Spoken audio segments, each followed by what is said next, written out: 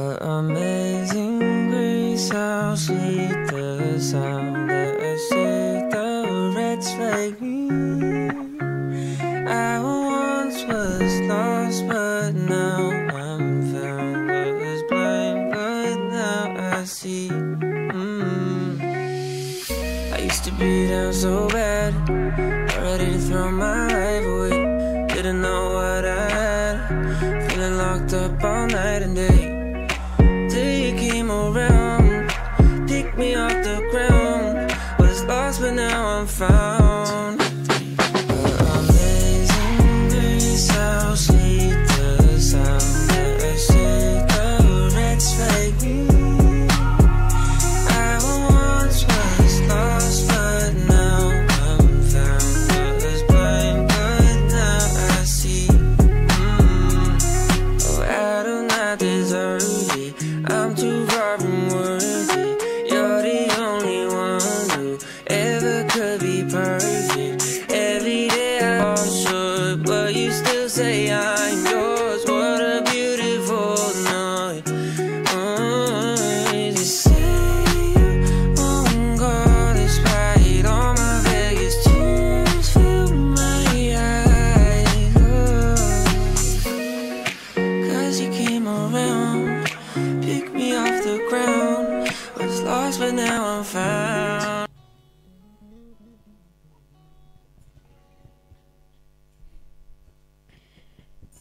Baik, kita akan mulai ibadah kita pada siang hari ini. Shalom jemaat Tuhan. Lebih semangat lagi katakan shalom. Sukacita Tuhan hadir tengah kita pada siang hari ini, amin. Kita potong hadirat Tuhan dengan ucapan syukur kita bahwa Tuhan Yesus itu baik. Dia Allah yang teramat baik dalam kehidupan kita. Naikkan penyembahanmu ke hadirat Tuhan. Kita masih diberikan kesempatan untuk kita datang ke tempat ini, sama-sama memuji dan menyembah Tuhan.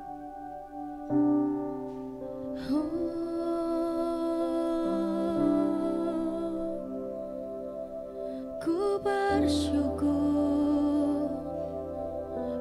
bersyukur Tuhan, sebab Engkau Allah yang baik.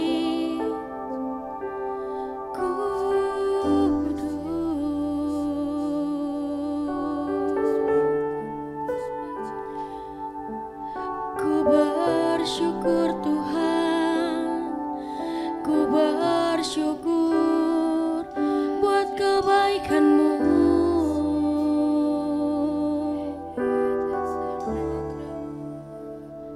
Engkau Allah yang baik, Engkau Allah yang sungguh teramat baik.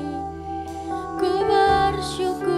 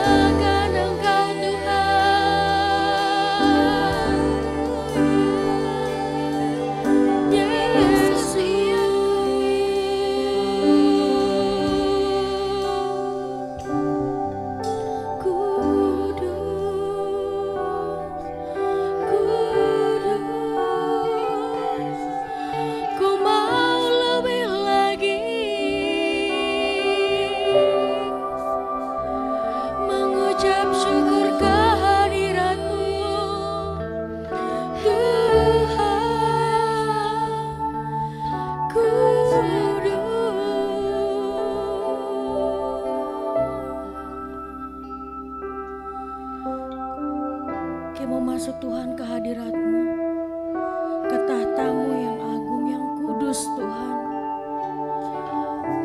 Kami sujud di altar-Mu,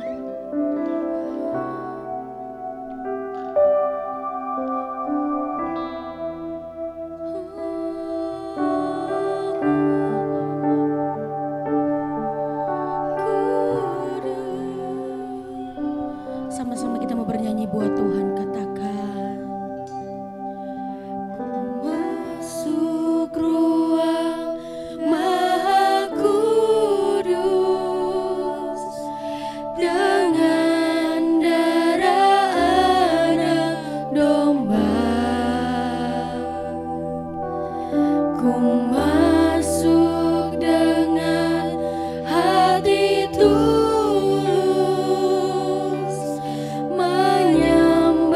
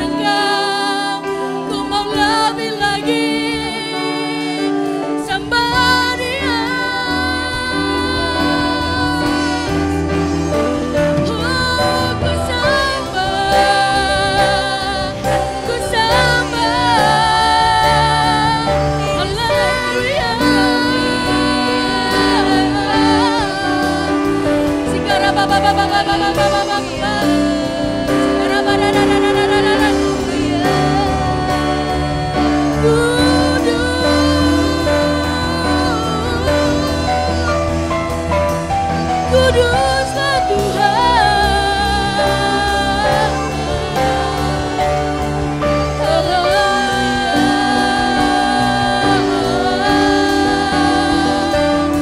Engkau Allah yang agung, Engkau Allah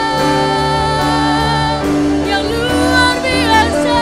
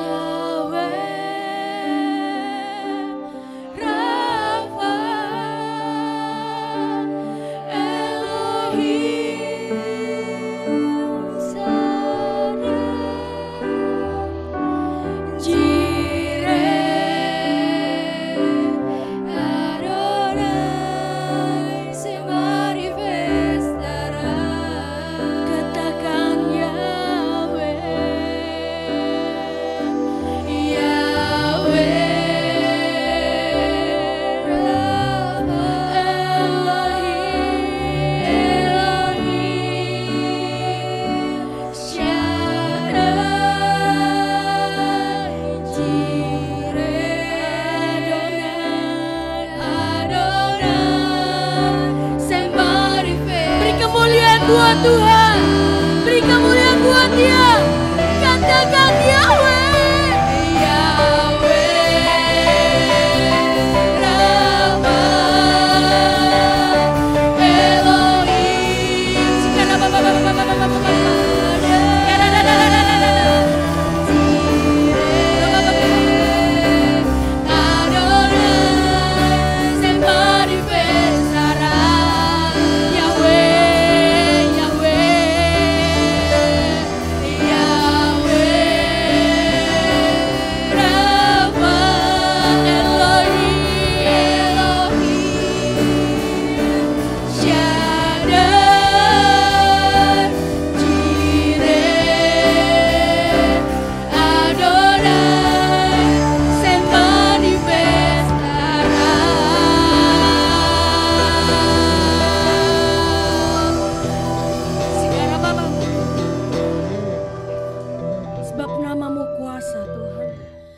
Namamu penuh kuasa dalam hidup kami Bapa.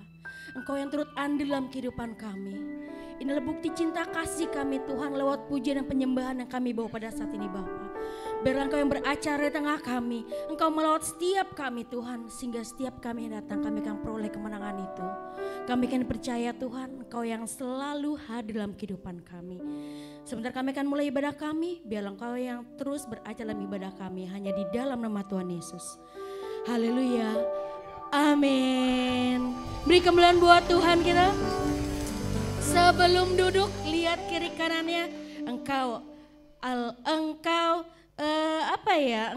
luar biasa. Engkau luar biasa. Engkau luar biasa. Setiap akan jemaat duduk kembali. Kita akan bersukacita buat Tuhan, amin. Bersukacita lebih lagi buat Tuhan, amin.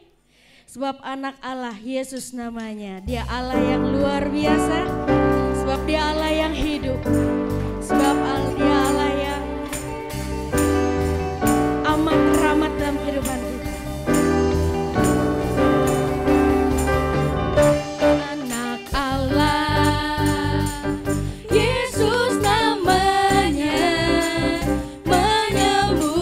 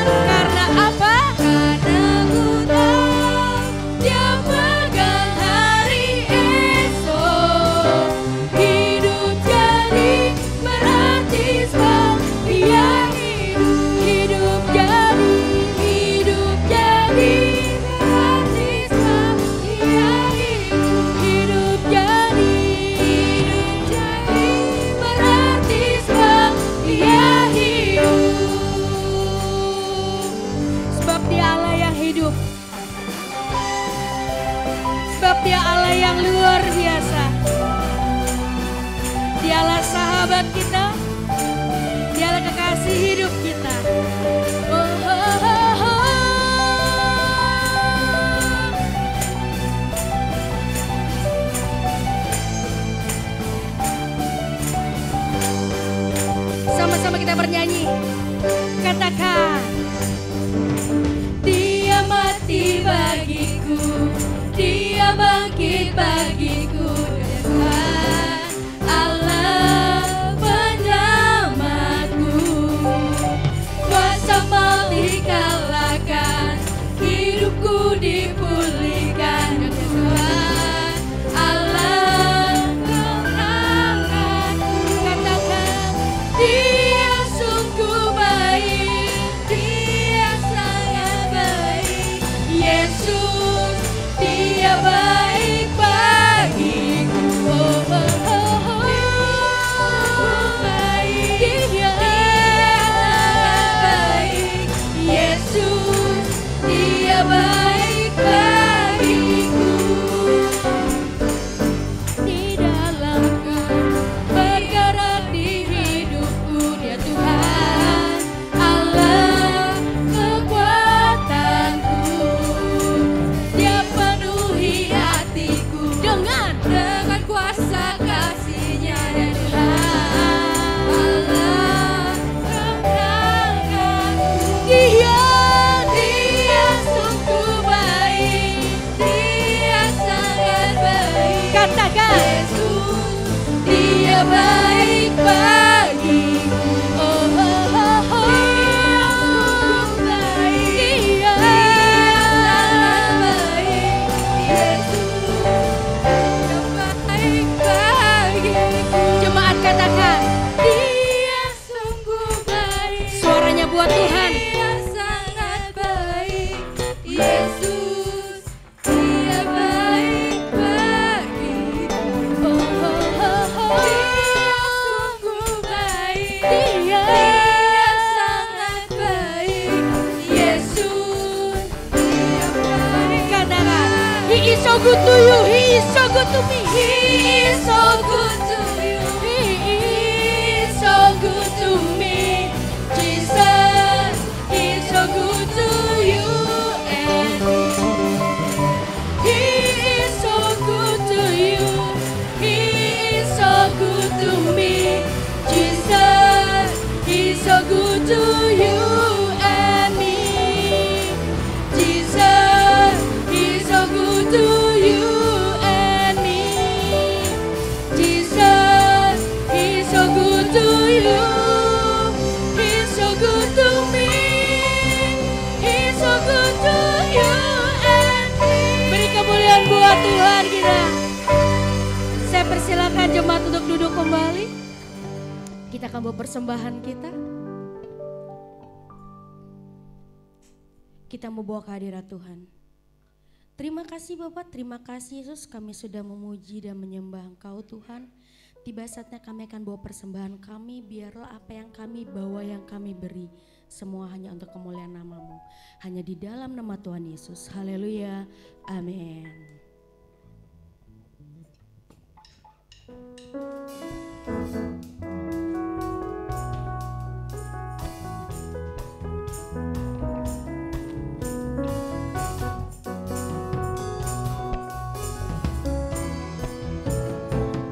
Begitu besar kasih Allah pada kita, diberkatilah anak cucu kita di mana-mana. Tuhan mengubah miskin dan menjadikan kaya, Dia merendahkan dan meninggikan juga. Berbahagialah bagi orang yang percaya, anak cucunya pasti tidak akan meminta-minta. Dia mengubah dengan nabi firman-Nya. Tiada yang mustahil bagi orang. Sama-sama kita bernyanyi buat Tuhan. Katakan, berbahagialah bagi orang yang percaya, cucunya tidak akan meminta-minta.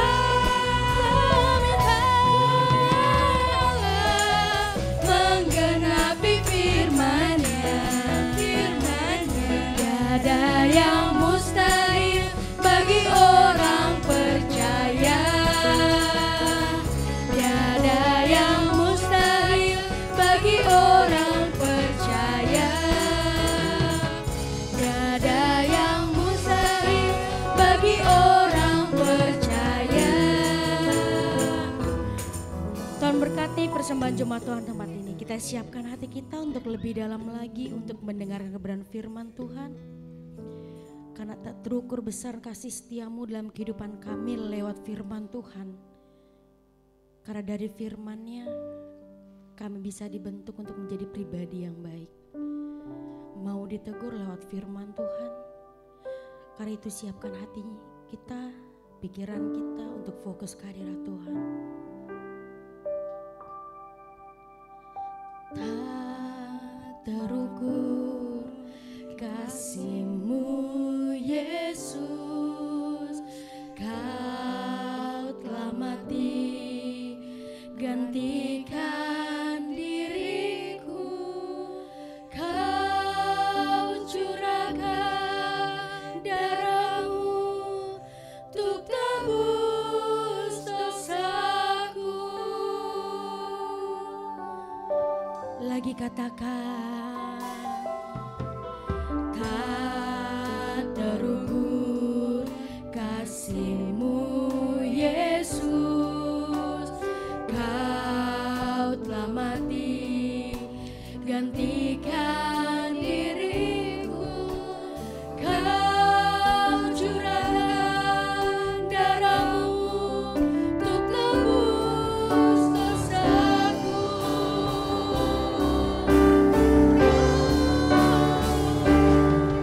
Layaklah Kau Tuhan dipuji dan disembah dengan segenap hatiku. Layaklah Kau Tuhan dipuji dan disembah dengan segenap jiwa ragaku.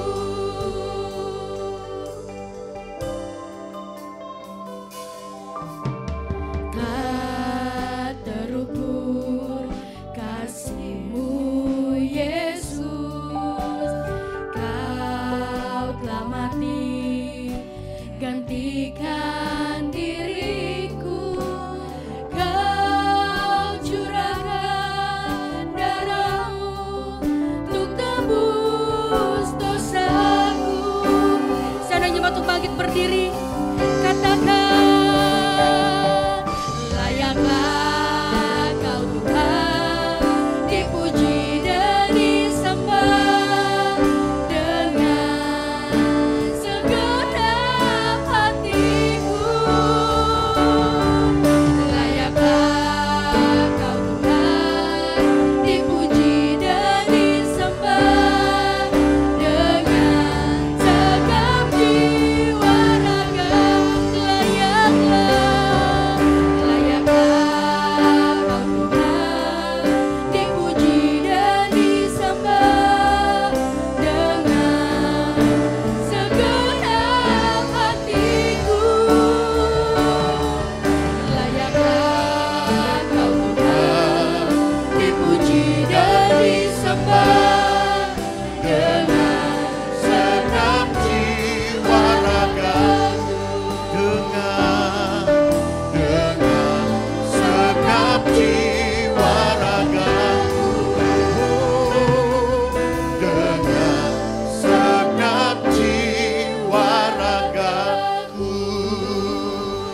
Tepuk tangan yang meriah buat Tuhan. Sungguh Engkau layak Tuhan menerima segala pengagungan, pujian dan sembah kami. Engkau layak, sungguh Engkau layak. Karena itu kami percaya kehadiran-Mu yang ada di tengah-tengah kami. Engkau yang bersemayam di atas pujian dan penyembahan kami. Engkau yang disukakan dan digirangkan karena kami, umat kepunyaan-Mu yang datang beribadah kepadamu, membawa pujian dan sembah kami. Saat ini Tuhan, mari Roh Kudus bawa kami lebih dalam lagi untuk kami belajar akan firman-Mu. Berikan kami hati dan telinga seorang murid, kesungguhan hati kami terfokus kepada firman-Mu. Biar kami memberikan waktu yang singkat ini untuk kami belajar akan ketetapan-ketetapan-Mu. Mari Roh Kudus, Engkau yang mengurapi dan menjamah setiap tanah hati kami menjadi tanah hati yang baik, Tanah hati yang siap terima taburan benih firman Tuhan. Urapi dan kuasai juga hamba-Mu. Jadikan hamba-Mu sebagai alat-Mu yang efektif di tangan-Mu. Dan kami siap diberkati di dalam nama Tuhan Yesus Kristus. Semua kita yang siap belajar firman Tuhan, katakan bersama dengan saya. Amin. Yuk sekali yuk kita kasih tepuk tangan yang meriah buat Tuhan. Silakan duduk. Puji Tuhan. Selamat pagi. Boleh katakan shalom. Sebelah kirinya, sebelah kanannya bilang Tuhan Yesus baik. Tuhan Yesus tetap baik walaupun kita belum jalan-jalan ya. Amin. Iya, mudah-mudahan besok Senin kita bisa jalan-jalan ya. Oke. Yuk kita persiapkan materinya, saudaraku. Ada satu kebenaran firman Tuhan dari perayaan Paskah kemarin, saudara ya. Tentang kemenangan yang mengalahkan dunia. 1 Yohanes pasal yang kelima ayat 1 sampai kelima. Saudaraku, saya akan baca pada ayat yang pertama sampai ayat yang ketiga. Nanti ayat 4 dan ayat kelima saudara dan saya membacanya bersama-sama. Mengerti? Mengerti anak-anak? Oke ya, kita baca sekali lagi saudaraku, nanti ayat 4 dan 5 bersama-sama. 1 sampai 3 saya akan baca dengan perikop iman mengalahkan dunia. 1 Yohanes pasal 5 ayat pertama sampai kelima. Setiap orang yang percaya bahwa Yesus adalah Kristus, lahir dari Allah. Dan setiap orang yang mengasihi Dia yang melahirkan, mengasihi juga Dia yang lahir daripadanya. Inilah tandanya bahwa kita mengasihi anak-anak Allah, yaitu apabila kita mengasihi Allah serta melakukan perintah-perintahnya. Sebab inilah kasih kepada Allah, yaitu bahwa kita menuruti perintah-perintahnya. Perintah-perintahnya itu tidak berat. Sama-sama, sebab semua yang lahir dari Allah mengalahkan dunia. Dan inilah kemenangan yang mengalahkan dunia. Apa? Iman kita. Siapakah yang mengalahkan dunia? Selain daripada Dia yang percaya bahwa Yesus adalah anak Allah. Saudaraku, firman Tuhan dengan tegas menyatakan saudaraku bahwa kematian Yesus di atas kayu salib menebus dosa saudara dan saya. Dia membebaskan, bahkan menyucikan kita, membenarkan kita di hadapan Allah Bapa. Kita menjadi pribadi-pribadi yang diperdamaikan dengan Bapa. Saudaraku, tetapi Yesus bukan hanya mati. Pada hari yang ketiga, Dia sudah bangkit dari kematian. Dan itu membuktikan bahwa Yesus Kristus adalah Allah yang hidup, Tuhan yang hidup.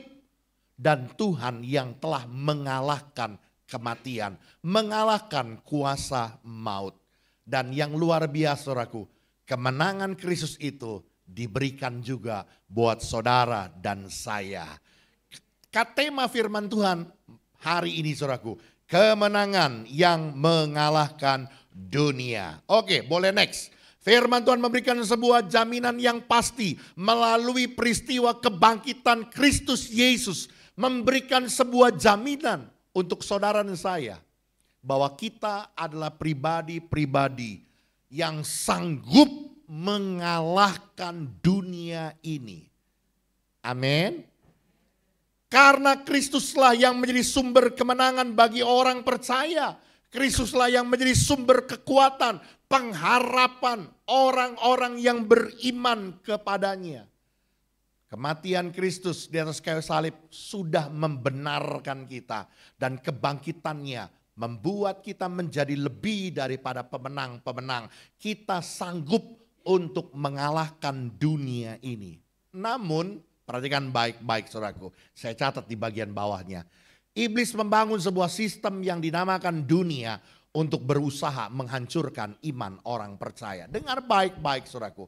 Iblis dengan berbagai macam cara, berbagai tipu daya, berbagai macam hal-hal yang dikerjakannya untuk menghancurkan iman saudara dan iman saya. Ada pepatah dunia mengatakan 3 ta yang menghancurkan kehidupan orang percaya. Yang pertama, tahta. Yang kedua, harta. Yang ketiga, cinta. Ini adil baru ya. Kalau wanita, hanya pria saja yang jatuh. Wanita nggak bisa jatuh begitu ya. Jangan. Tapi cinta, hati-hati. Tahta, harta, cinta.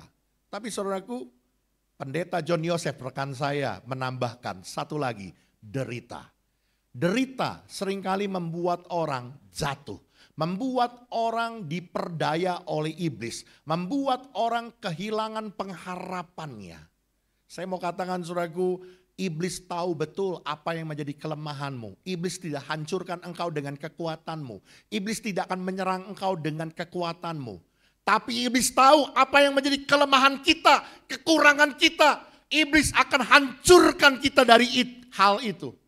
Karena itu saudaraku, saya mau katakan hari ini, jadilah kita pribadi-pribadi yang selalu berjaga-jaga dan sadar. Amin. Firman Tuhan bilang saudaraku, roh memang penurut, tetapi daging lemah. Karena itu berdoalah dan berjaga-jagalah supaya kamu jangan jatuh ke dalam pencobaan. Amin. Bahkan saya melihat saudaraku, bukan hanya dengan persoalan, pergumulan, masalah, penderitaan yang membuat kita kehilangan iman. Bahkan iblis juga memperdaya manusia, memperdaya hidup orang percaya. Justru dikasih kesenangan, dikasih kenikmatan, dikasih perkara-perkara yang menyukakan daging kita. Sehingga akhirnya pengharapan kita bukan lagi tertuju kepada Tuhan, tapi mengandalkan harta, kekayaan, jabatan, kekuatan diri kita sendiri, hingga kita tidak lagi punya pengharapan di dalam Tuhan. Sekali lagi saya mau katakan saudaraku, iblis membangun sebuah sistem yang dinamakan dunia. Dengan segala keinginannya, dengan segala kesenangannya, dengan segala tipu daya, jeratnya, dunia menghancurkan hidup orang percaya. Oleh karena itu saudaraku, berjaga-jagalah dan sadar. Berdoalah senantiasa supaya kita jangan jatuh ke dalam pencobaan. Tapi sekali lagi saudaraku, di dalam kesemuanya itu firman Tuhan bilang saudaraku, kita lebih daripada pemenang. Karena kita adalah orang-orang yang sudah menerima sebuah jaminan. Melalui kebangkitan Kristus, kita sudah diberi kemenangan untuk sanggup mengalahkan dunia. Sanggup mengalahkan semua tipu daya iblis, jerat iblis. Oke, next, lanjut. Namun Tuhan menyediakan cara atau strategi bagaimana kita bisa mengalahkan dunia bentukan iblis. Inilah kemenangan yang mengalahkan dunia. Dengan apa?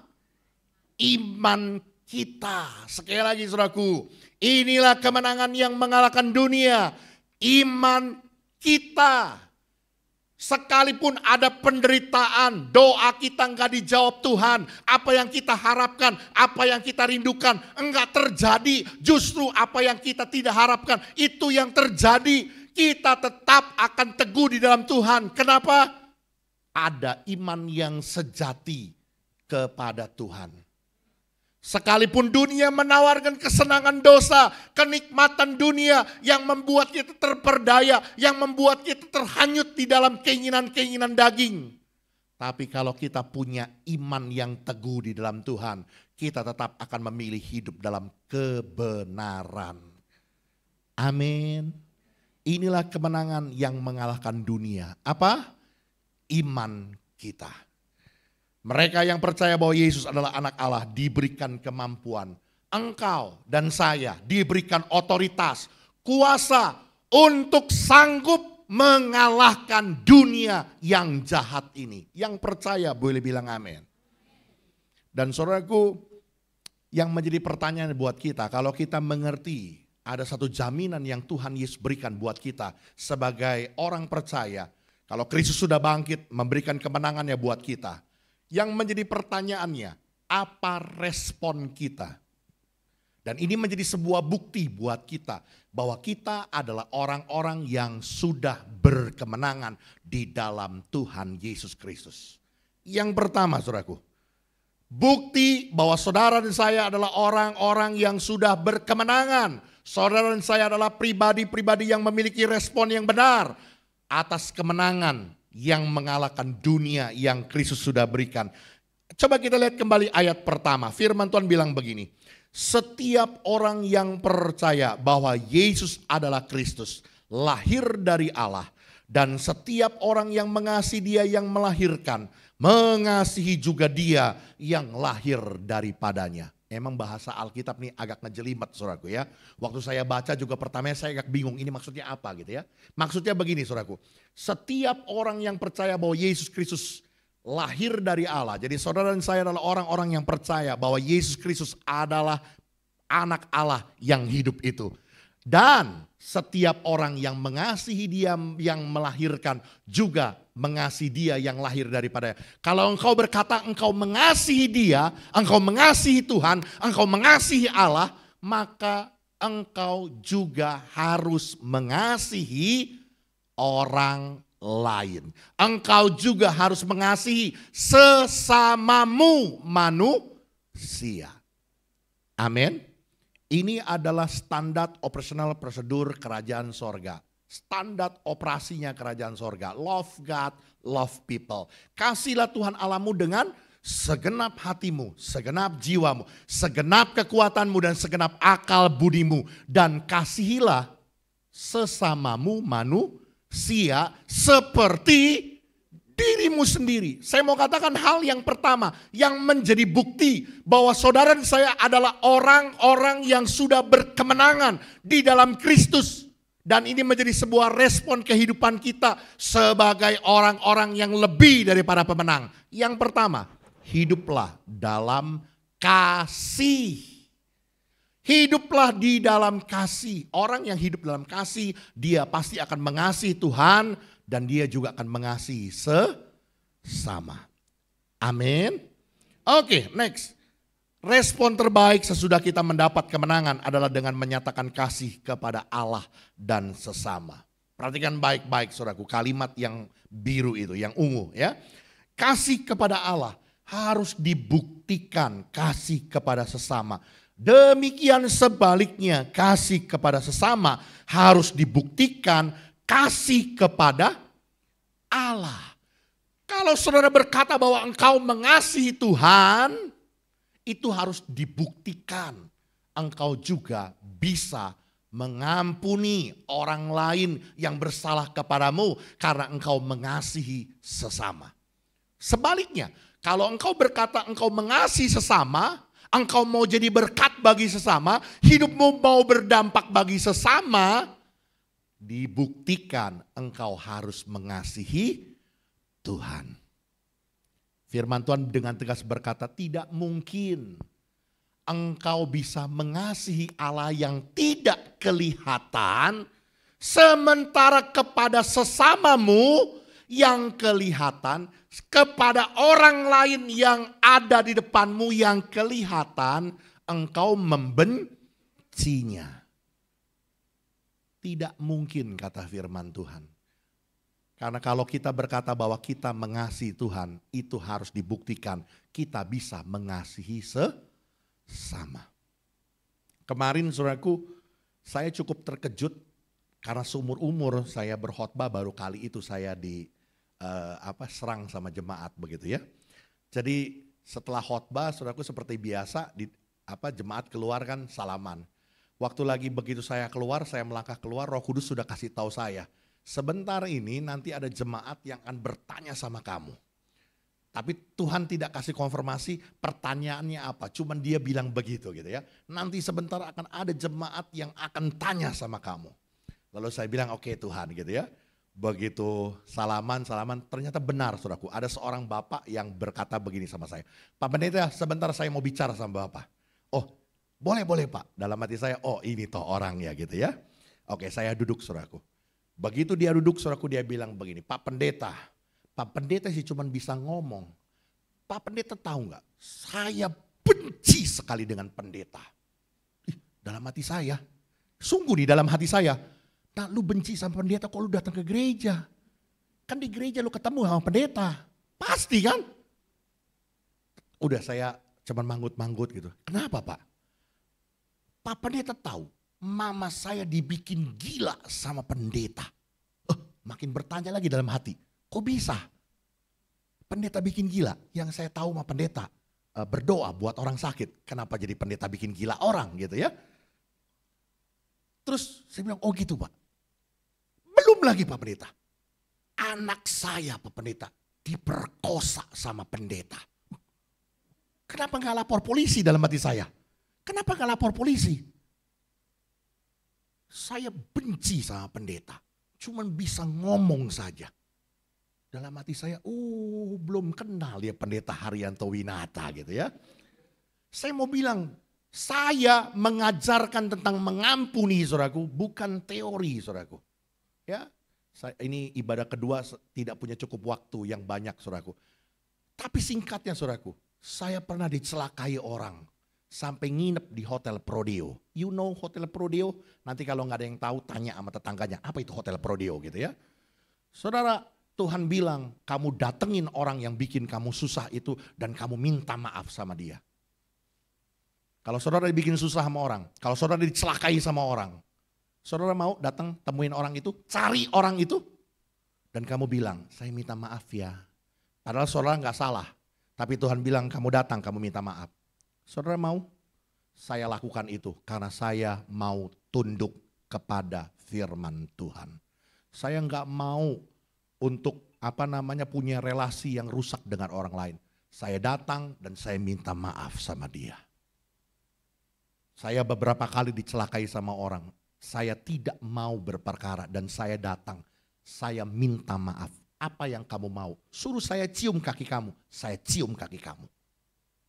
Saya tidak mau merusak hubungan dengan sesama. Kenapa? Karena saya tahu kalau saya rusak hubungan dengan sesama, maka hubungan dengan Tuhan, saya dengan Tuhan bisa jadi bermasalah. Karena saya mengerti firman Tuhan, saya mau tunduk kepada otoritas firman Tuhan. Amin. Saya mau berkata hari ini, orang yang berkata bahwa dia mengasihi Tuhan, dibuktikan dia juga mengasihi sesama. Oke, next. Model kita mengasihi sesama harus seperti model Tuhan mengasihi kita. Saya berulang kali berkata saudaraku, cara kita mengasihi, standar kita mengasihi, gaya kita mengasihi tidak boleh dengan caranya kita, modelnya kita, standarnya kita. Saya sering kali bilang kalau kita punya standar, kita akan bilang begini, enggak. Saya enggak benci kok sama kamu, tapi kalau kamu di sini, saya ke sana. Kalau kamu ke sana, saya di sini. Kita jangan deket-deket lah, kita ciong. Itu standarnya kita. Tapi Tuhan bilang apa? Aku memberi kepadamu sebuah perintah baru supaya kamu saling mengasihi. Seperti aku mengasihi kamu, demikianlah kamu harus saling mengasihi. Standarnya kita mengasihi, caranya kita mengasihi, model dan gayanya kita mengasihi. Tidak boleh dengan cara, gaya dan modelnya kita, tapi harus model, gaya, standarnya Tuhan Yesus mengasihi kita. Demikian kita harus saling mengasihi. Yang mengerti boleh bilang amin. Kasih kita kepada Allah adalah dasar dan penyebab kita mampu mengasihi sesama. Saudaraku dengar baik-baik. Kalau kita bisa mengasihi orang lain, bukan oleh karena orang itu pantas untuk kita kasihi. Kalau kita mengampuni kesalahan orang lain, bukan oleh karena orang itu sekarang sudah bertobat dan pantas kita ampuni kesalahannya. Bukan.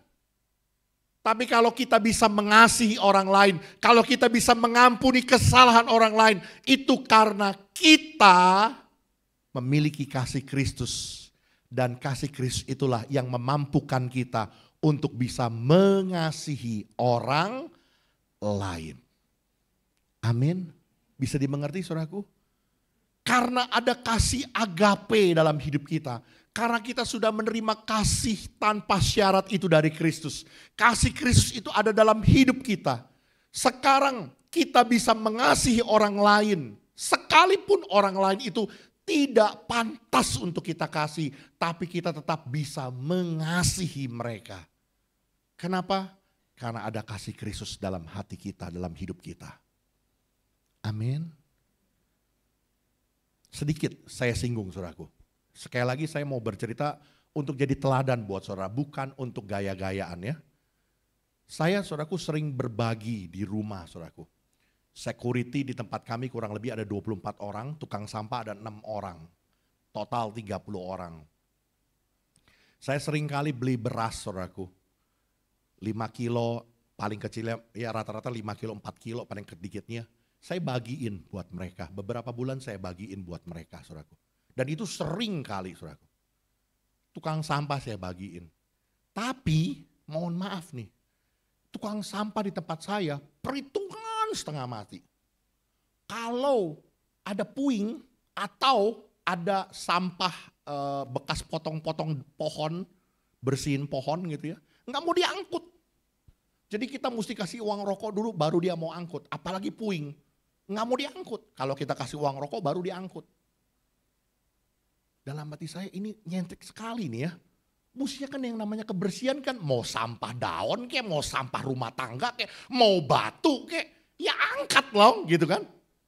Rasanya nggak pantas dia untuk terima berkat dari saya gitu kan. Karena perhitungan harusnya saya juga perhitungan sama dia. Betul dong, harusnya begitu dong. Tapi saya ngomong sama istri saya, sama anak-anak saya, enggak seperti itu. Saya bilang kita harus jadi berkat buat mereka, sekalipun mereka enggak pantas untuk diberkati. Kenapa? Karena ada kasih Kristus dalam hati saya, dalam hidup saya untuk memberkati orang lain. Bisa mengerti saudaraku? Saya mau berkata sekali lagi saudaraku, kasih kita kepada Allah adalah dasar dan penyebab kita mampu mengasihi sesama. Oke, dibaca sama-sama di bagian kertas ungunya. 2, 3.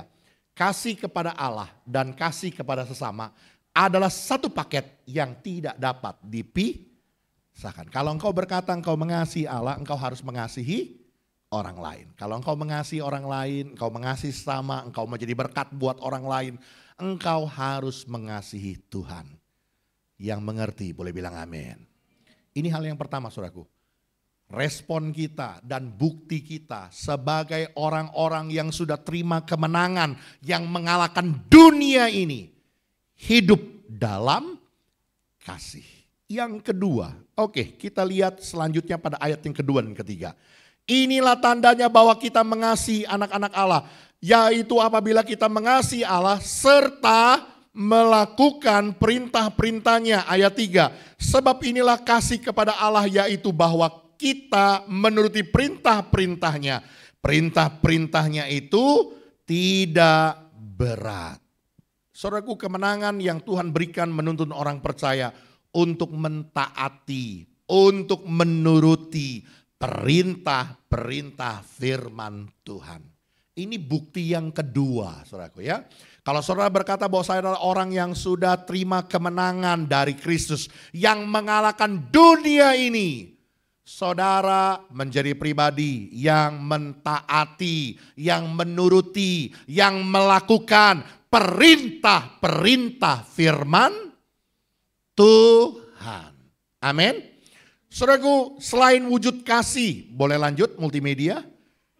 Ketaatan itu juga menjadi tanda bahwa kita memang benar-benar anak Allah yang menerima kemenangan. Ketaatan akan perintah Tuhan juga menjadi bukti bahwa kita sungguh-sungguh mengasihi Allah.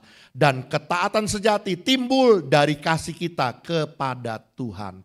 Saudaraku, kalau kita menjadi pribadi yang melakukan kehendak Tuhan, kalau kita menuruti perintah Tuhan, kalau kita mengerjakan apa yang Tuhan suruh buat kita kerjakan, saudaraku, itu harus dilandaskan karena kita mengasihi Tuhan. Jadi waktu kita melakukan perintah Tuhan dengan sungguh-sungguh, itu juga membuktikan bahwa kita mengasihi Tuhan. Dan dasar kita melakukan perintah Tuhan juga oleh karena kita mengasihi Tuhan. Kita nggak mau melukai hati Tuhan. Kita nggak mau buat Tuhan berduka karena kita. Karena itu kita mau menjadi pribadi yang taat, menuruti, melakukan kehendak firman Tuhan. Jadi seseorang yang melakukan perintah oleh karena takut akan hukuman, akan kutukan, akan sanksi sosial, atau oleh karena cemoohan jemaat, maka sesungguhnya orang tersebut belum taat. Jadi waktu kita mengerjakan sesuatu, melakukan perintah Tuhan, kalau dasarnya karena takut, nanti kalau nggak ngerjakan, kalau nggak melakukan, nanti kena hukuman lu. Bawalah persembahan persepuluhan ke dalam rumah Tuhan. Kalau kau tak bawa, kau disebut pencuri. Tidak ada pencuri yang mendapat bagian dalam kerajaan sorga. Kesimpulannya, kalau kau tak bawa persembahan persepuluhan, kau tak masuk dalam kerajaan sorga. Takut. Saya mau bilang saudaraku hari ini, dengar baik-baik ya.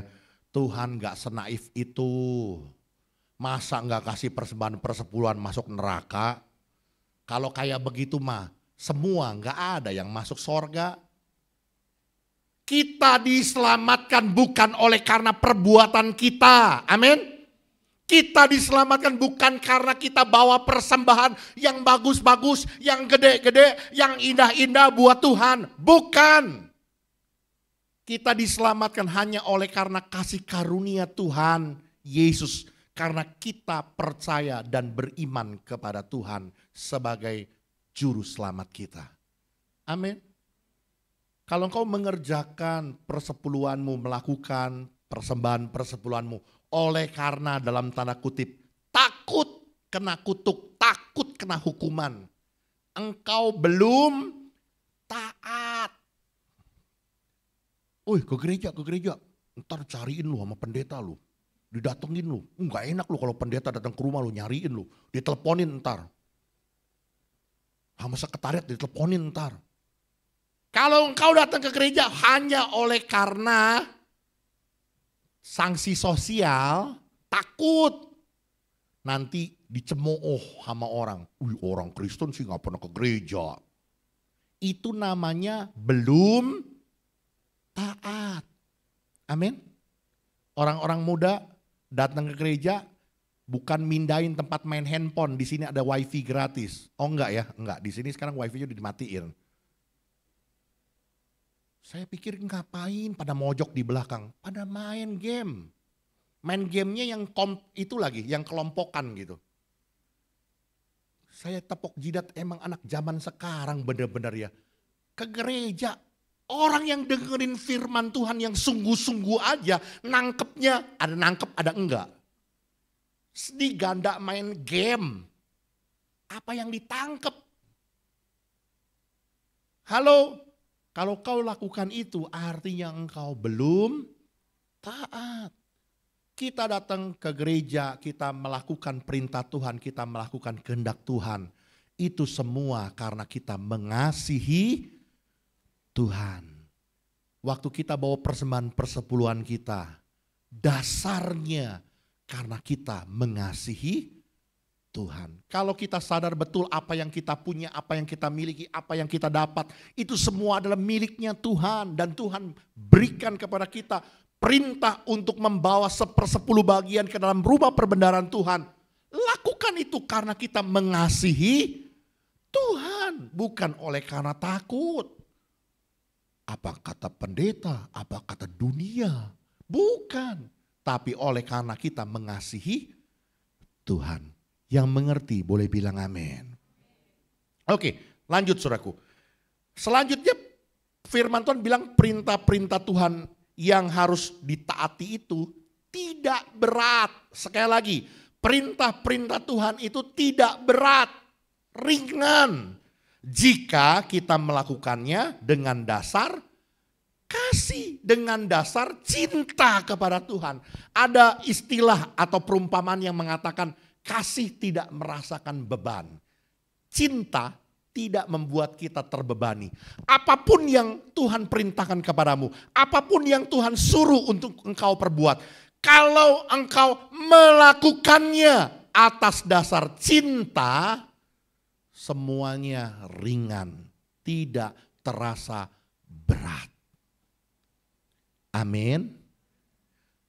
Cerita di Alkitab saudaraku menceritakan tentang seorang yang bernama Yakub.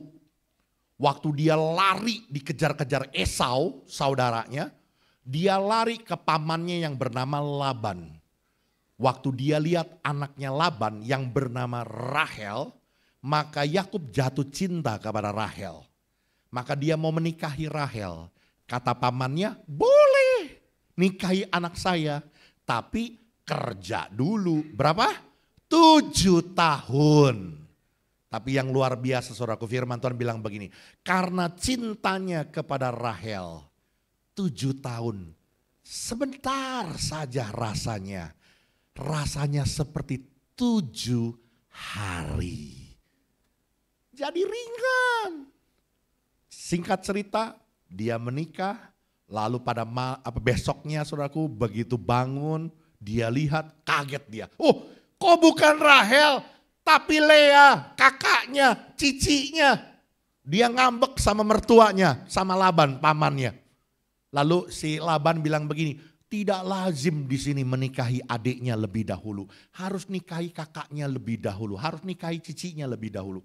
Kamu mau nikahi adiknya juga? Boleh, tapi kerja dulu 7 tahun. Sekali lagi Alkitab berkata, karena cintanya kepada Rahel 7 tahun, sebentar saja rasanya seperti 7 hari.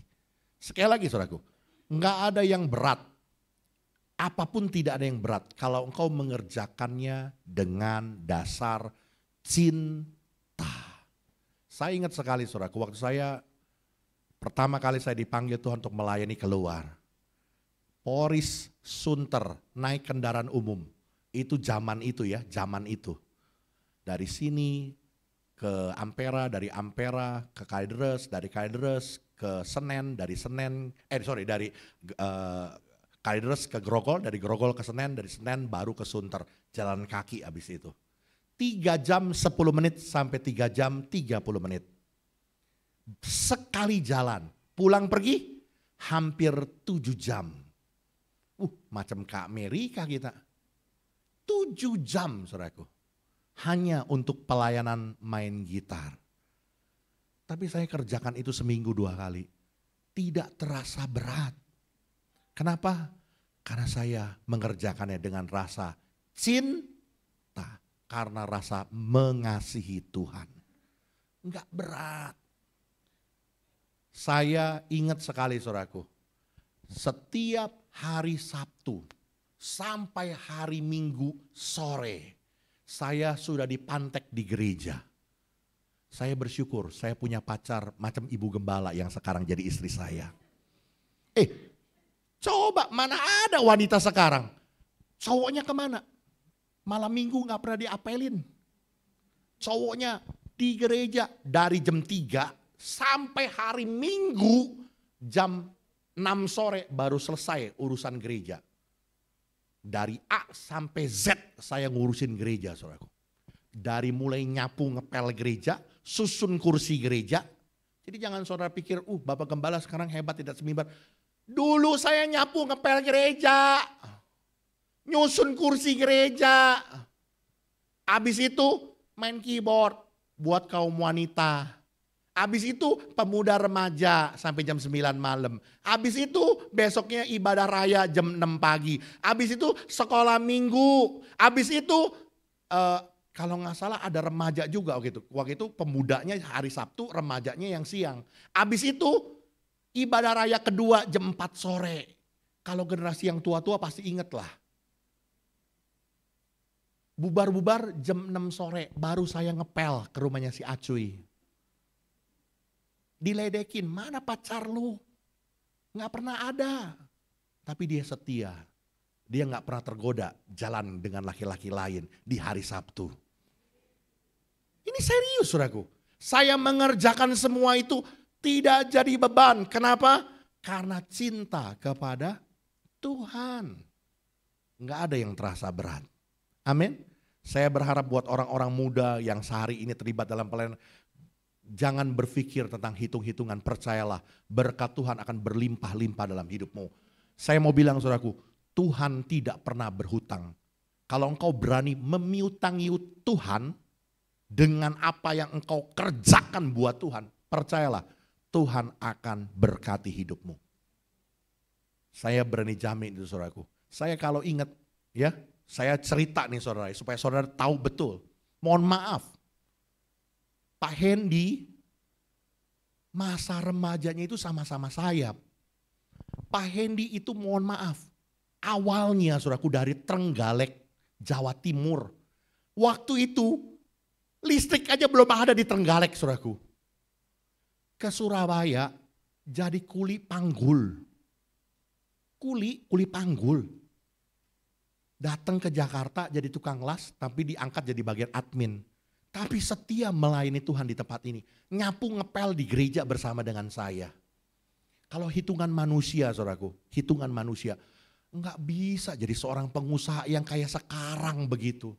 Jauh saudaraku. Bisa kawinin Amoy lagi. Lahirlah itu Kelly dan Grace. Ini saya serius saudaraku. Waktu lagi mau pacaran aja nanya sama saya. Wah pergumulan itu. Pergumulan. Jawa tok-tok gitu mau nikahi Amoy. Serius saudaraku. Tapi sekali lagi saudaraku, Tuhan gak pernah berhutang. Tuhan berkati dengan berlimpah-limpah sampai hari ini jadi seorang pengusaha yang diberkati Tuhan.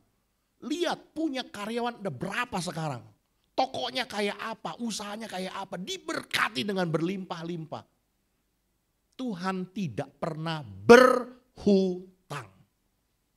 Saya, adik saya, sampai hari ini kami diberkati dengan berlimpah-limpah. Dulu kami bertiga yang nyapu ngepel di gereja ini. Gereja lagi pembangunan nih, bangun ini saudaraku, dibongkar. Kami tetap tidur, jagain gereja, jagain aset. Gerimis, wah kami kalang kabut karena gak ada atapnya saudaraku. Kami rasain semua. Kami kerjakan itu karena cinta sama Tuhan. Amin. Oke, lanjut saudaraku. Saudaraku, Matius pasal 11 ayat 28 sampai 30 saudaraku berkata, mari kepadaku semua yang berlesu dan berbeban berat, aku akan memberikan kelegaan kepadamu. Pikulah kuk yang kupasang dan belajarlah padaku karena aku lemah lembut dan rendah hati dan jiwamu akan mendapat ketenangan. Sebab kuk yang kupasang itu enak dan bebanku pun ringan. Gak ada yang berat. Kuknya Tuhan itu enak dan ringan. Amin. Belajar untuk taat melakukan kehendak Tuhan. Dan yang terakhir, karena udah pada tengok-nengok, liatin jam gitu ya. Oke, ayat yang keempat saudaraku. Sebab semua yang lahir dari Allah mengalahkan dunia. Sekali lagi, sebab semua yang lahir dari Allah. Kalimat lahir dari Allah ini pertama kali tercetus dari Yohanes pasal 3 ketika Yesus berjumpa dengan Nikodemus. Tuhan berkata kepada Nikodemus, kalau engkau tidak dilahirkan kembali dari air dan roh, engkau tidak dapat melihat kerajaan sorga. Melihat saja nggak bisa, apalagi masuk. Kalau engkau tidak dilahirkan kembali, engkau tidak dapat masuk dalam kerajaan surga. Saudaraku, yang ketiga, bukti kalau saudara dan saya adalah orang-orang yang berkemenangan di dalam Kristus. Dan ini menjadi sebuah respon kehidupan kita. Kalau kita sudah menerima kemenangan yang mengalahkan dunia dari Tuhan. Lahir baru dalam Kristus. Hiduplah dengan mengenakan manusia yang baru. Oke, next.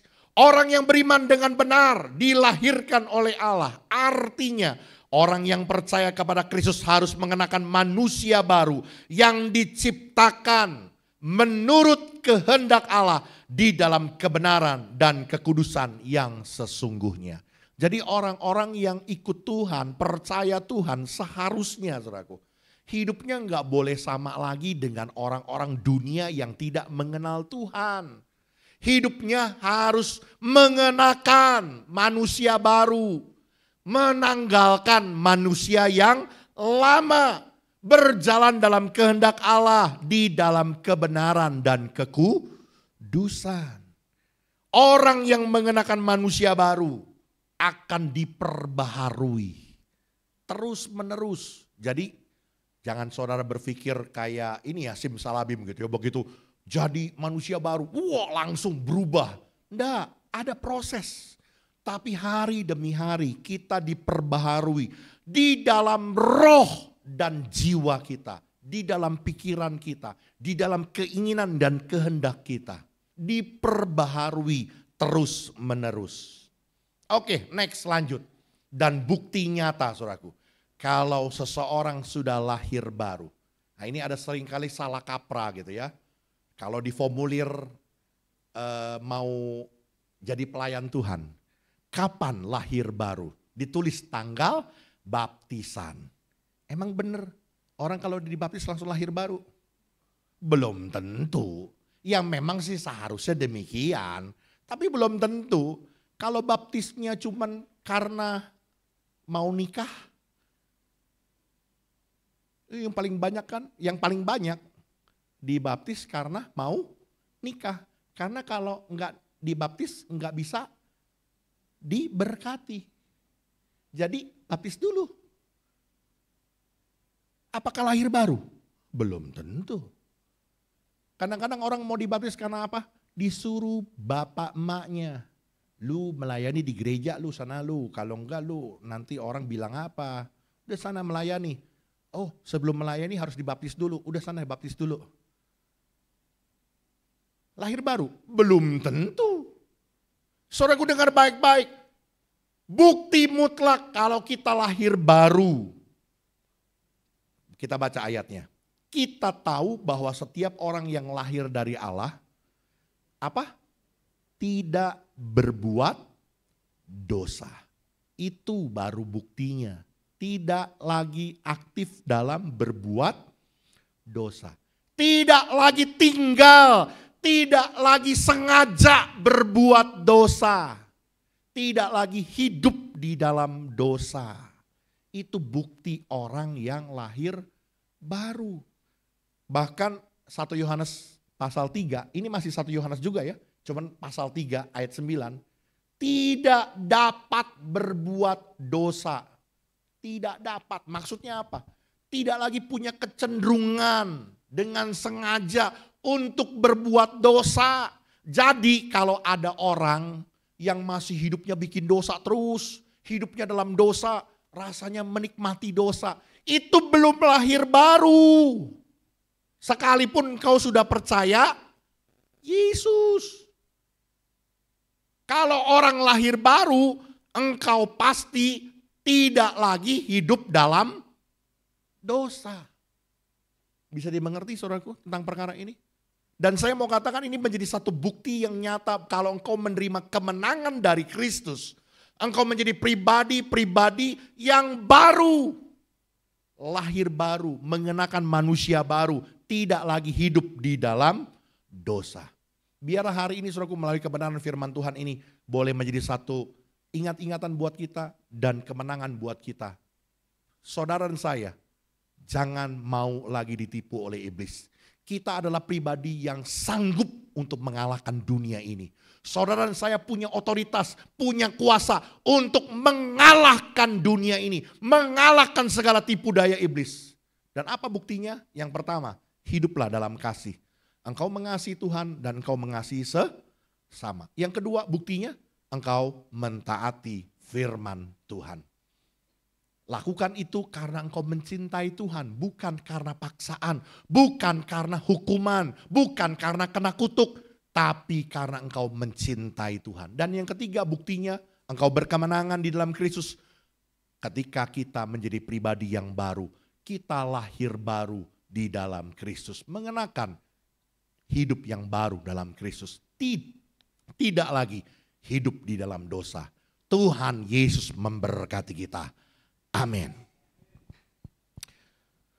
Kita tundukkan kepala, kita siapkan hati kita untuk terima perjamuan kudus pagi hari ini. Katakan, ku tak membawa apapun juga.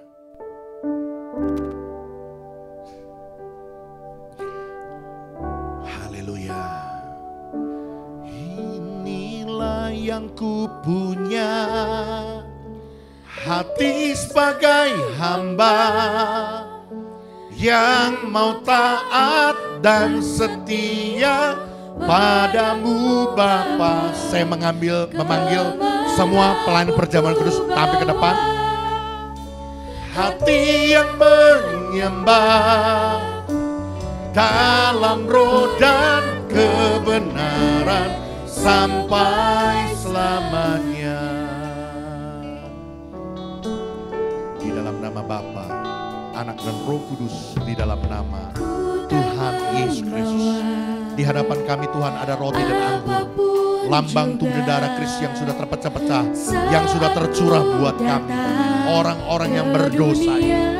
Tetapi Kristus, Engkau yang sudah menyatakan kasih-Mu, menebus dosa kami, menyembuhkan sakit penyakit kami. Engkau yang menanggung segala kutuk kami. Bagian kami adalah kemenangan, bagian kami adalah kesembuhan ilahi, pengampunan dosa. Kami terima anugerah-Mu Tuhan, dan kami siap untuk terima perjamuan kudus ini di dalam nama Tuhan Yesus Kristus. Amin.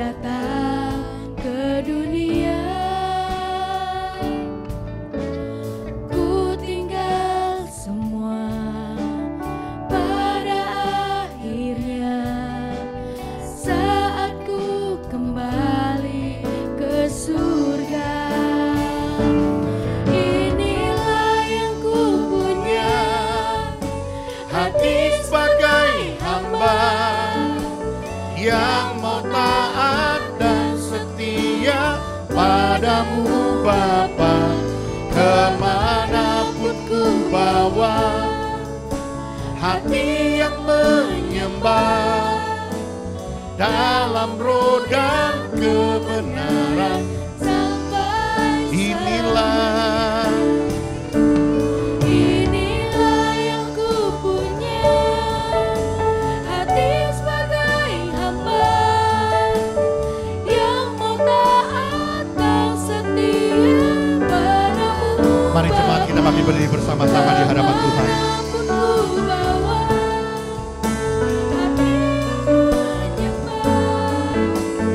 Dalam roh dan kebenaran sampai selamanya. Dalam roh dan kebenaran sampai selamanya. Dalam roh dan kebenaran sampai selamanya. Adakah saudara yang belum terlayani dengan roti dan anggur perjamuan kudus? Baik, kalau semua sudah, saudara boleh persiapkan roti di tangan kanan dan angkat lebih tinggi. Roti ini lambang dari tubuh Tuhan yang sudah terpecah-pecah di atas kayu salib. Dan firman Tuhan berkata oleh bilur-bilurnya, engkau sudah disembuhkan. Hari ini pegang janji firman Tuhan dan percaya apa yang menjadi sakit penyakitmu, apa yang menjadi kelemahan tubuhmu, Tuhan Yesus sudah menyembuhkan engkau. Bahkan apa yang menjadi pergumulan, masalah, tantangan, persoalan dalam kehidupanmu, percayalah Tuhan sudah beri engkau kekuatan baru dan jalan keluar yang terbaik untuk pergumulan dan masalahmu. Karena itu dengar apa kata firman Tuhan sebelum kita memakannya. Ketika mereka sedang makan, Yesus mengambil roti, mengucap berkat, memecah-mecahkannya. Lalu memberikannya kepada murid-muridnya dan berkata, ambillah, makanlah, inilah tubuhku. Apakah saudara percayakan hal ini? Mari kita makan bersama-sama dalam nama Tuhan Yesus Kristus.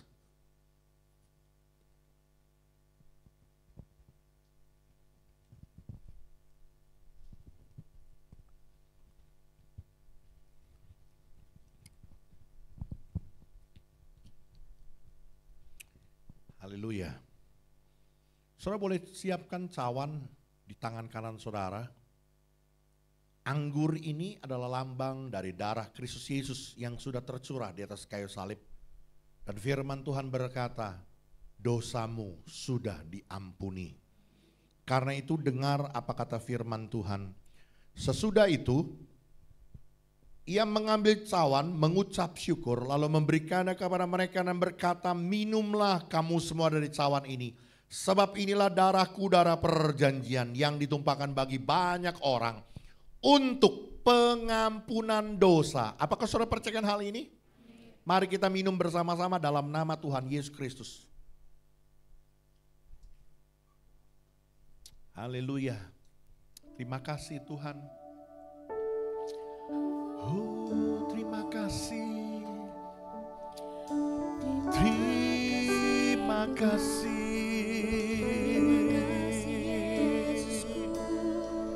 Kami bersyukur. Engkau Allah yang kudus, Engkau sungguh baik, Engkau sangat baik. Kami bersyukur.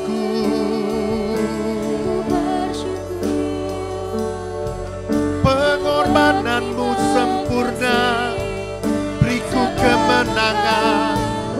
Yesus Tuhan, haleluya. Yesuslah Tuhan bagi semua orang. Setiap lutut kan bertelut, setiap lidah kan mengaku Yesus Kristus adalah Tuhan. Yesus penyelamatku, Allah keselamatanku, Allah penyembuhku, penolongku. Haleluya, kami menyembah,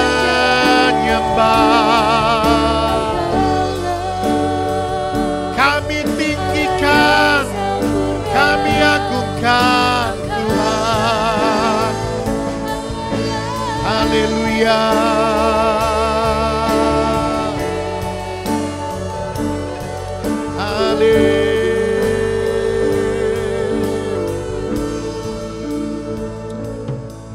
Terima kasih.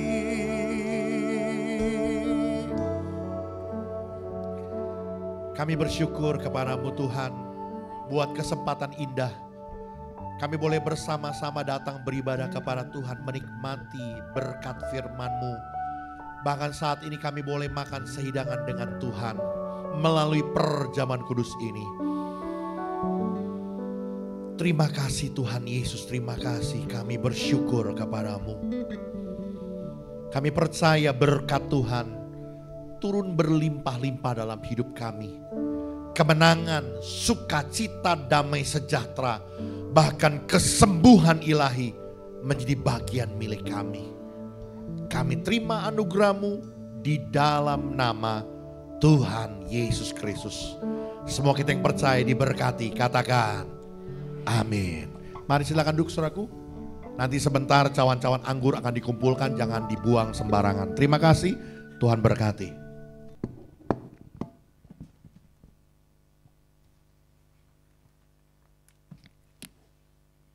Baik, kita sudah mendengar firman Tuhan, kita juga sudah berjamuan. Tiba saatnya untuk kita akan menyaksikan warta atau pengumuman dalam waktu seminggu sepekan. Shalom Jemaat GBI Katharizo, kiranya kita semua dikasihi Tuhan. Warta Jemaat Minggu 7 April 2024. Bagi jemaat yang ingin memberikan persembahan ke bank, silahkan mentransfer ke rekening BCA atas nama GBI Katharizo atau bisa menggunakan QRIS yang sudah disediakan. Sehubungan dengan libur Idul Fitri, maka kegiatan sekretariat akan diliburkan dari tanggal 8 sampai 15 April 2024. Sekretariat akan aktif kembali tanggal 16 April 2024. Minggu depan, terobosan doa dan puasa hari Rabu dan hari Sabtu diliburkan. Katharizo Kids diadakan setiap hari Minggu jam 9.15 di lantai 2. Mari Bapak Ibu membawa putra-putrinya untuk hadir yang diadakan secara on-site. Bagi kaum muda-mudi, Mari bergabung di ibadah pemuda dan remaja. Diadakan setiap hari Sabtu jam 18 di gereja. Info duka cita. Keluarga besar JBI Katarizo turut berduka cita atas meninggalnya Ibu Lee Yeklan atau Ibu Santi, 3 April 2024. Kiranya Tuhan memberikan kekuatan dan penghiburan. Info ibadah Komsel. Komsel Poris Indah pada hari Kamis dan Jumat untuk Poris Gaga dan Cipondo di kelompok masing-masing. Info jemaat yang berulang tahun minggu ini. 1. Saudari Zasa 2, Ibu Lili Ngadijah.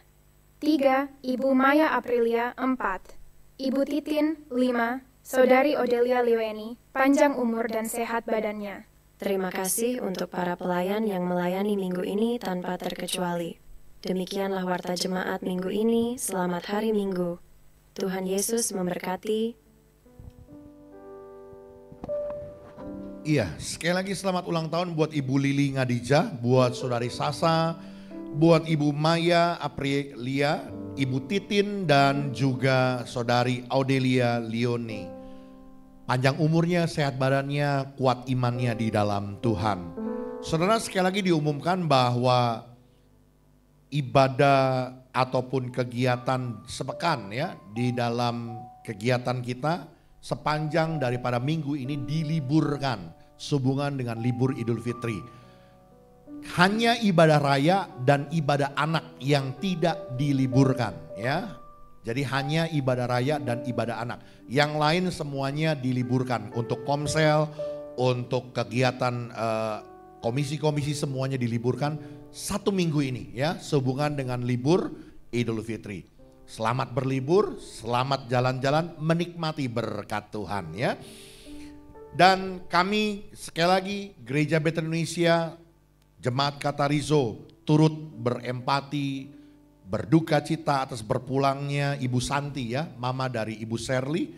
Biarlah Tuhan sendiri yang memberikan kekuatan dan penghiburan bagi keluarga yang ditinggalkan. Mari kita akan akhiri ibadah kita dengan membawa persembahan persepuluhan kita yang kita bawa dengan sukacita ke dalam rumah perbendaharaan Tuhan. Kiranya Engkau memberkati aku berlimpah-limpah dan memperluas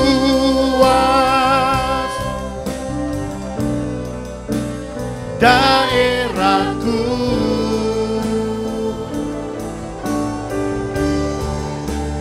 dan kiranya tangan-Mu menyertai aku dan melindungi aku. Yuk kita bangkit berdiri bersama-sama. Daripada malapetaka sehingga kesakitan tidak menimpa aku. Di dalam nama Bapa, Putra dan Roh Kudus, di dalam nama Tuhan Yesus Kristus, inilah persembahan persepuluhan yang kami bawa dengan penuh sukacita ke dalam rumah perbendaharaan Tuhan, seperti apa yang Tuhan perintahkan untuk kami. Dan inilah bukti kasih kami dan ketaatan kami kepada firman Tuhan, bahwa kami lebih mencintai Tuhan melebihi harta kami, dan kami mau tunduk akan ketetapan firman-Mu. Oleh karena itu mari Tuhan, Engkau yang memberkati persembahan persepuluhan ini seperti janji firman-Mu, maka Engkau akan membukakan tingkap-tingkap langit, yakni tempat perbendaharaan-Mu yang melimpah, dan mencurahkan berkat-berkat-Mu sampai berkelimpahan dalam setiap kehidupan kami. Bahkan ada pagar perlindungan yang memagari hidup kami, menjauhkan kami dari segala yang jahat, menghadik jauh dari segala perkara-perkara yang merugikan hidup kami. Karena Engkaulah Tuhan yang menjadi perlindungan hidup kami. Inilah persembahan persepuluhan kami di dalam nama Tuhan Yesus Kristus. Kami berdoa juga Tuhan buat semua saudara-saudara kami yang Tuhan sudah berkati dalam minggu ini tambah usia. Buat Ibu Lili Ngadijah, buat saudari Sasa, buat Ibu Maya Aprilia, buat Ibu Titin, buat saudari Odelia. Kami percaya Tuhan, Engkau memberkati mereka. Apa yang menjadi harapan, kerinduan, cita-cita masa depan mereka, Allah sumber kehidupan melimpahkan berkat dalam hidup mereka. Kami percaya Tuhan, Engkau yang senantiasa melindungi mereka, kesehatan mereka Tuhan berkati, supaya senantiasa baik keadaan mereka. Bahkan kami berdoa, tambah usia mereka boleh tambah cinta Tuhan, tambah hidup semakin berkenan dan menyenangkan hati Tuhan. Kami berdoa Tuhan buat keluarga besar dari Bapak Damianus, Mama dari Sherly, Ibu Santi, sudah Tuhan panggil pulang ke rumah Bapak di sorga. Dan kami bersyukur semua dalam acara duka cita boleh berjalan dengan baik dan lancar oleh karena pertolongan Tuhan. Kami berdoa biarlah penghiburan, kekuatan yang sejati dari Roh Kudus menyertai keluarga perkabungan. Mari Tuhan, biar mereka tidak berlarut-larut dalam duka cita, tapi mereka punya pengharapan yang pasti dalam Kristus Tuhan. Mari Roh Kudus, Engkau yang memberkati keluarga almarhumah Ibu Santi. Terima kasih Tuhan. Kami berdoa buat teman-teman kami, saudara-saudara kami, bahkan kami semua yang akan pergi berlibur, mengisi libur Idul Fitri ini. Kami percaya Tuhan yang menyertai perjalanan kami, pergi dan pulang mendapat perlindungan penjagaan dari Tuhan. Tuhan menjauhkan dari segala yang jahat, Tuhan menjauhkan dari segala kecelakaan bahkan roh maut. Kami berdoa juga Tuhan yang memagari semua harta benda kepemilikan kami, rumah kami yang kami tinggalkan. Tuhan pagari dan Tuhan jaga. Terima kasih Tuhan Yesus, terima kasih.